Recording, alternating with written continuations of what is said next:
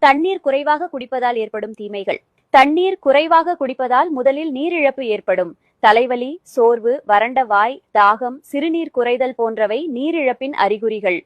தண்ணீர் குறைவாக குடிப்பதால் மலம் கடினமாகி மலச்சிக்கல் ஏற்படும். தண்ணீர் குறைவாக குடிப்பதால் சிறுநீர் அடர்த்தியாகும். இது சிறுநீர் தொற்றுக்கு வழிவகுக்கும். தண்ணீர் குறைவாக குடிப்பதால் சிறுநீரக கற்கள் உருவாகும் அபாயம் அதிகம். சருமம் வறண்டு சுருக்கங்கள் ஏற்படும். சோர்வு, பலவீனம் ஏற்படும். கவனம் செலுத்துவதில் சிரமம், நினைவாற்றல் குறைவு ஏற்படும். தண்ணீர் குறைவாக குடிப்பதால் மூளையின் செயல்பாடு பாதிக்கப்படலாம். தீவிர நீரிழப்பு